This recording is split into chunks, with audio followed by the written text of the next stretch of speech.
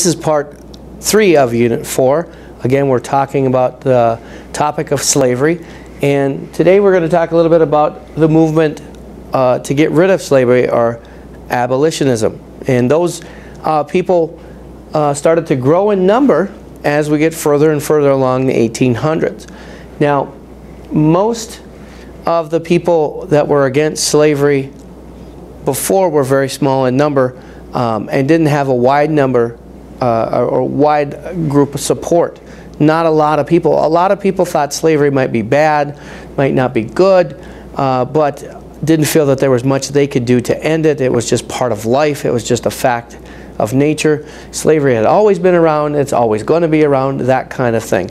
I've heard someone compare it to homelessness today. A lot of people, you know, say that homelessness exists. It always has. It always will. There's nothing we can do to get rid of it.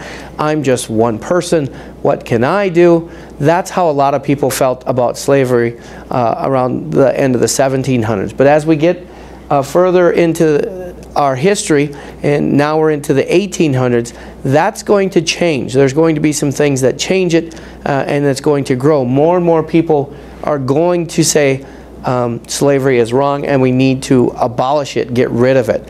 The first people really to do that are some of the states up north. In fact, Vermont is the first one.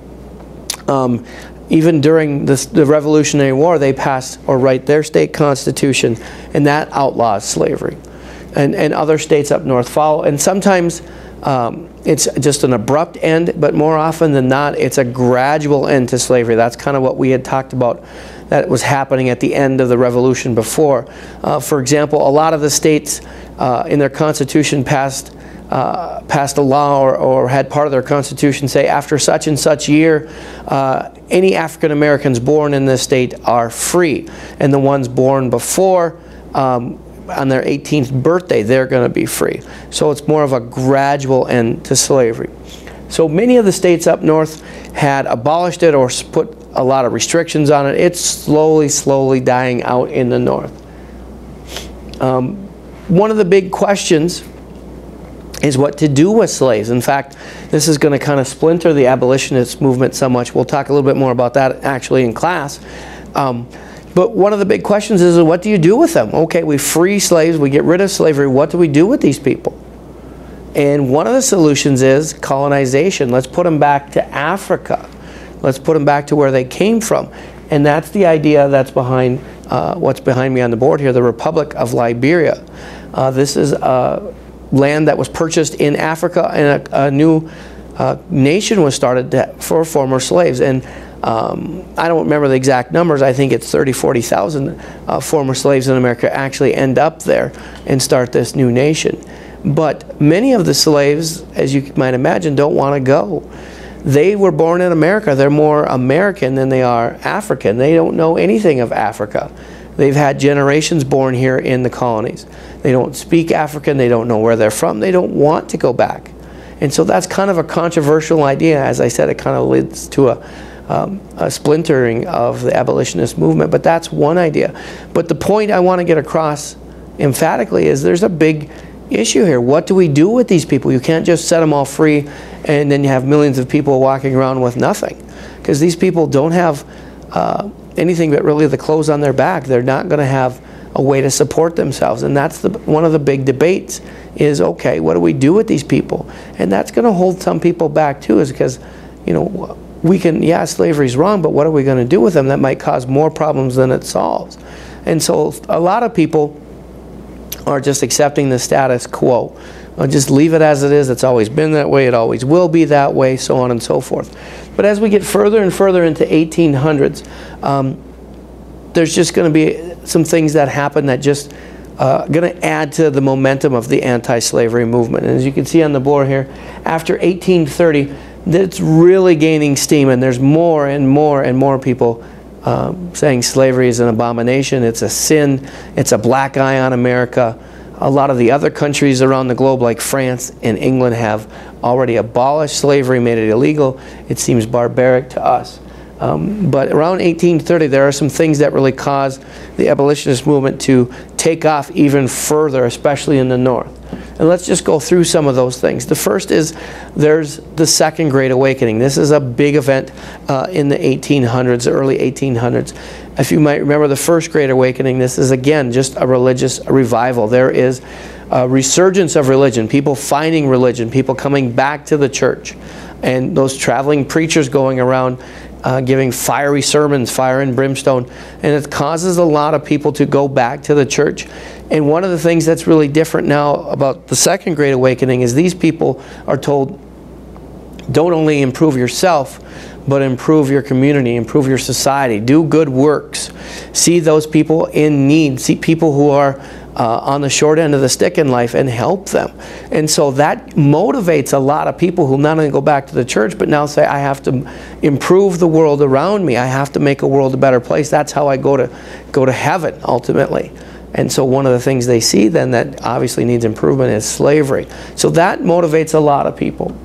Two, and if I had to pick one, this might be the most important one that really causes people to get on the anti-slavery bandwagon, is a book is written called Uncle Tom's Cabin by Harriet Beecher Stowe. And this is a profound impact on the movement, because what it does in this book, it shows the horrors of slavery. Many people in the North had no idea what slavery was like, because they had a lot less slaves up there and their slavery was different. Again, most of their slaves were domestic slaves, and you know, we had one or two here or there, but no great big plantations of them and things like that, and slavery certainly wasn't everywhere. So it was way different. In this book, they read about families being split up. They read about black women being raped by their masters. They read about whippings and horrible physical abuse and the emotional abuse. And people start to say, oh my goodness, I didn't know that. This is horrible. And this convinces a lot of people that we need to get rid of this. This is a $100,000 or 100,000 copy or more seller. I mean, what I mean by is like 500,000. Lots of people are reading this book, and it convinces them that this is an abomination again. In fact, Abraham Lincoln, when he meets Harriet Beecher Stowe, and this is a family very devoted to abolition. In fact, her family is very religious and part of the Second Great Awakening. Abe Lincoln, when he meets her, he says, oh, so you're this little lady that started this great war. So this book, when people read it up north and they see the horrors of slavery, they decide they really have to do something, and that creates more and more momentum for it as well. Then we have a man by the name of William Lloyd Garrison. He's a fervent abolitionist, and he writes a newspaper called The Liberator. This is a newspaper dedicated to abolition, to getting rid of slavery. And it's the most widely circulated newspaper of its kind. It was very popular at the time. And in this newspaper, he is very passionate, and he clamors constantly for the abolition of slavery immediately, and how it goes against the Declaration of Independence, and how we're a hypocritical nation, and how this is a sin and God's going to punish us, and on and on and on. And he has a big impact too, because his words are powerful, and his newspaper is really widely read. In fact, he's so good at this craft that in the South they actually ban his newspaper. They ban The Liberator from circulation, and there's a bounty put on his head. So if he's captured, you know, dead or alive, so to speak, there's a big reward, because he's seen as a great enemy of slavery, and he works for it, and he's very successful. So that brings people to this momentum. And then we also have free blacks that are working for the end of slavery. They go around and write books and give speeches and so forth. Probably the most well-known of those and most influential is Frederick Douglass, whose book we're reading currently. Frederick Douglass is a former slave that writes his autobiography. In fact, he writes 3 of them. But in this, again, he's trying to explain how slavery works, the evils of slavery, and how slavery is not just bad for the slave, but bad for the master, or the whites as well. It ruins them as a people and a society, how this is un-American, and so forth. And these people are very powerful as well, because when you hear it from someone who's actually gone through this and seen this firsthand, you hear their stories in a narrative or a book or in a speech, it's powerful, because these people can tell you firsthand. It's not hearsay. They say, I saw it, or it was done to me or my family. And that's very powerful as well. And there's others. There's Sojourner Truth. You know already about the poetry of Phyllis Wheatley. Harriet Jacobs, we saw a video clip of her in class. There are others, but Frederick Douglass is a very powerful speaker. And he motivates a lot of people. In fact, he actually becomes an advisor to Abraham Lincoln eventually. And so these former slaves are very powerful motivators for convincing people to take action against slavery as well. So really you have these 4 events really pushing people more and more for the end of slavery, and that only gets louder and more profound as the 1800s go on. And you can see here we're getting closer to the Civil War, which is in the 1860s. Interesting too is this response of the Southerners to the demand or the cry to get rid of slavery. As you can imagine, they're very defensive of this. Remember, their whole livelihood depends on this. Their whole society is based on the structure. Those at the top have the lot of land and the slaves and so forth. Everything in the South revolves around cotton and slavery. And so their whole way of life is threatened if you take that away. So they're very defendant of that. They will fight to the death. And remember, the idea of chivalry and how their family honor is at stake. That's what people are thinking.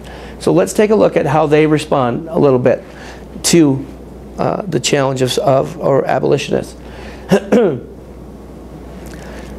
The master-to-slave relationship was built on something, again, called paternalism. That I'm the father, I'm the benevolent father at the top, I'm looking after these people. It was commonly believed in the South that blacks were an inferior race, that left to their own devices, they would just be lazy.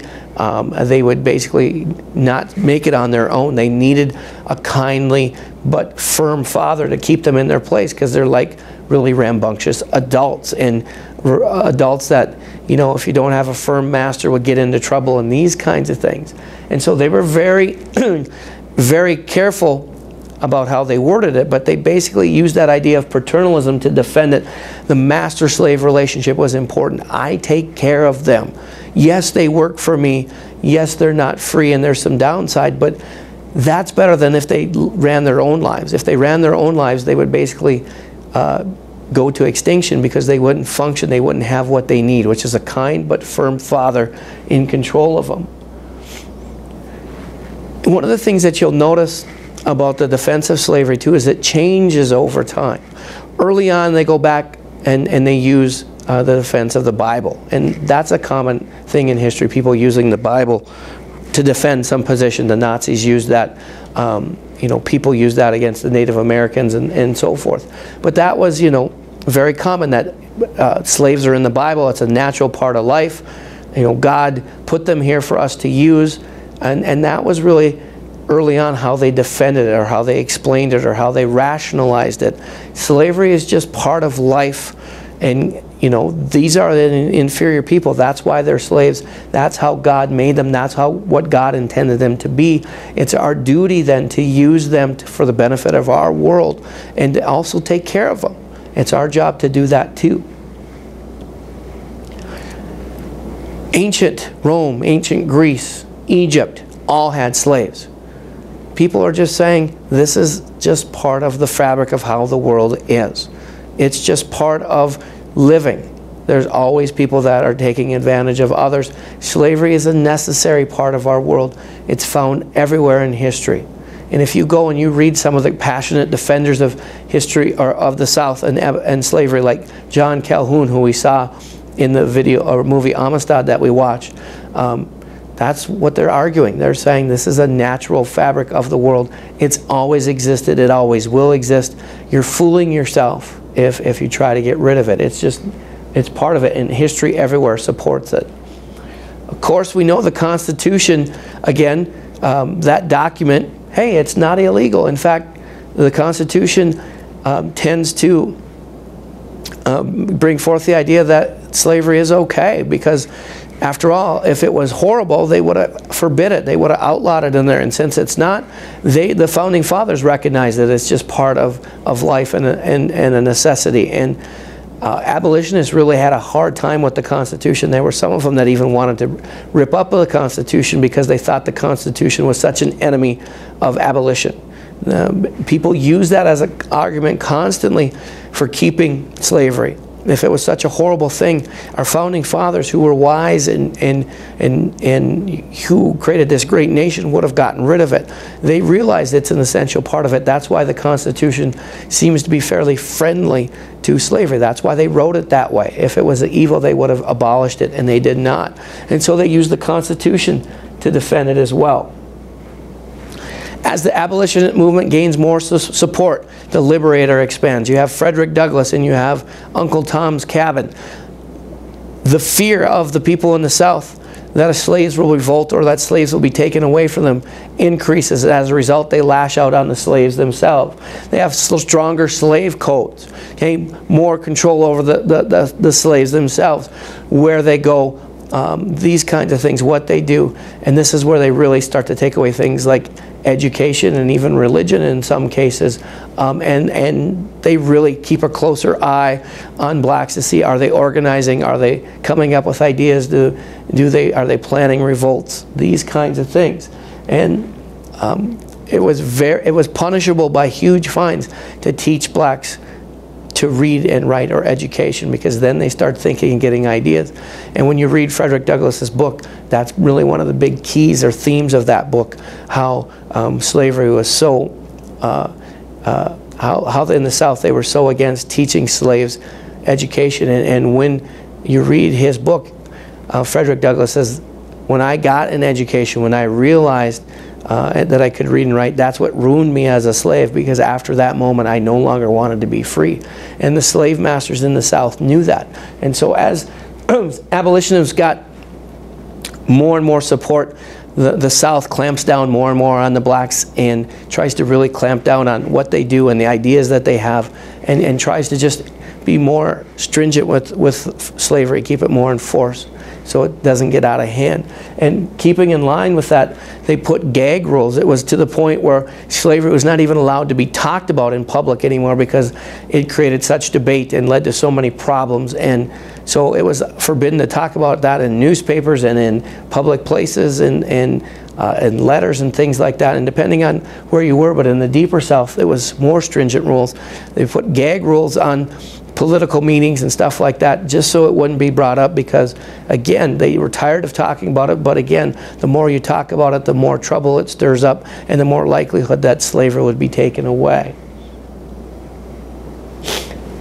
Okay, then it all comes back to our idea as we get further along of the paternalism. It's our job to take care of the slaves. Without us, they would not survive. Slavery, in fact, is not evil. It's God's duty to us. It's our duty to take care of these people. If we don't do that, that is the sin. If we get rid of slavery, that would be the sin, because we're supposed to take care of them. We are the caring father. They are the children. Yes, we have to be firm sometime, but what good father isn't firm with their children? Every child needs a firm hand. And these are just big kids that have to be taken care of. If not, all chaos would erupt, and it would be anarchy, and it would cause even more problems. And again, that would be the sin. And as we get further along and closer to the Civil War, paternalism is the one that the South clings to the most.